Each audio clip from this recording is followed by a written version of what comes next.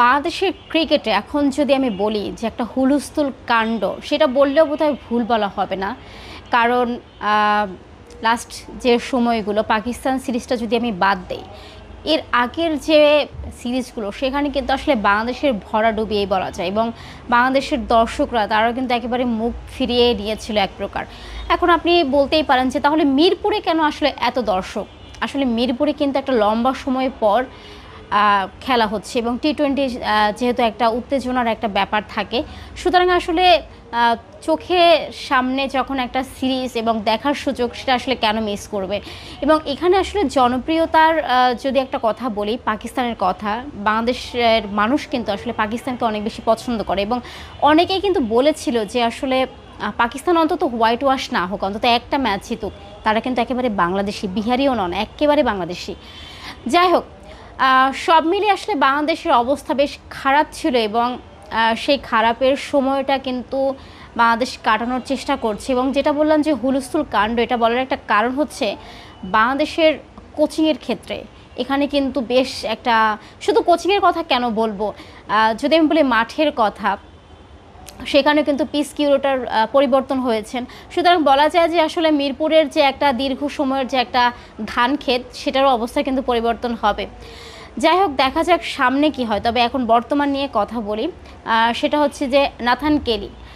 অনেকেই আমরা যারা হচ্ছে এই ফিটনেস টেস্ট কভার করছিলাম, তারা অনেকেই বলছিলাম যে নাথান কেলির চাকরিটা না আবার এবার খেয়ে দেয় ক্রিকেটাররা, কারণ তিনি এত বেশি পরিশ্রম করাচ্ছিলেন যে যারা আসলে ওখানে আমরা ছিলাম তারাই আসলে খুব কষ্ট পাচ্ছিলাম, যে ওদের অনেক বেশি কষ্ট হচ্ছিল। এক একজন হাঁপিয়ে যাচ্ছিল, মিরাজ তো বলছিল মারেন, আমাদের মেরে ফেলেন, মানে অনেক বেশি। এবং তার মাঝে কোনো গ্যাপ না দেওয়া, একটার পর একটা সেশন চলছিল।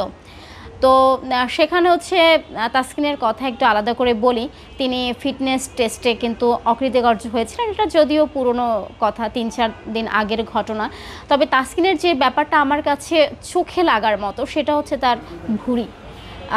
একজন পেসারের এরকম একটা মানে দেখতে পাওয়ার মতো ভুঁড়ি থাকাটা কিন্তু আসলেই একটা বাজে ব্যাপার। শন টেইটের তত্ত্বাবধানে আজকে পেসাররা অনুশীলন করেছিলেন, এবং সেখানে তাসকিন, নাহিদ রানারা বেশ ভালো পরিশ্রম করেছেন। যদিও আমি আসলে তাসকিনের যে তার যে গতি, তার যে বোলিংয়ের ধার, সে ব্যাপারে আমার আসলে কোনো সন্দেহ নাই, কিন্তু একজন পেসারের আসলে ফিটনেস থাকাটা জরুরি। এখন তাসকিন বাংলাদেশের চমৎকার একজন খেলোয়াড়, এবং তার প্রতি আসলে কিন্তু আমাদের অনেক প্রত্যাশা থাকে, এবং সেই প্রত্যাশার চাপ কিন্তু তাকে আসলে নিতেও হয়।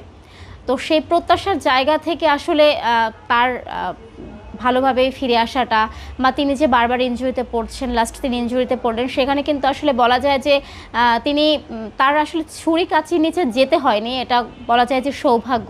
কিন্তু তারপর একটা তার ইনজুরির একটা সংখ্যা কিন্তু সবসময় থাকে। বাংলাদেশ দলও তাকে ধারাবাহিকভাবে ম্যাচ খেলায় না, একটা ম্যাচে তিনি ভালো খেলছেন, এরপরও কিন্তু তাকে বসিয়ে রাখা হয়, কারণ যদি আবার ইনজুরিতে পড়েন। এবং সেই সাথে সেই ইনজুরির একটা সংখ্যা, এবং সেটার পাশাপাশি হচ্ছে ফিটনেসের এরকম একটা বাজে অবস্থায় বলবো, সব কিছু আসলে একটু তাসকিনের বিপরীতেই যাচ্ছে। এবং যদিও তাসকিনের আত্মবিশ্বাস, সেটা নিয়ে আমার আসলে কোনো সন্দেহ নাই। এর আগে আপনারা সবাই জানেন যে তাসকিন জাতীয় দল থেকে বাদ পড়েছিল, এবং কীভাবে একা একা অনুসরণ করে আবার ফেরত এসেছিলেন। সুতরাং তাসকিনের এই ফিটনেস সমস্যা, সেটাও কেটে যাবে। আশা করছি যে সামনের এশিয়া কাপ, সেখানে তাসকিন অনেক ভালো খেলবেন। তার আগে নেদারল্যান্ডসের বিপক্ষে একটা সিরিজ, সেখানেও তাসকিন তার ঝলক দেখাবেন, এবং তার যে ফিটনেস তিনি সেটা ঠিকঠাক করবেন, এবং বাংলাদেশের যে বোলিং ভরসার যে একটা জায়গার নাম, সেই জায়গাটা তিনি ধরে রাখবেন, এমনটাই প্রত্যাশা।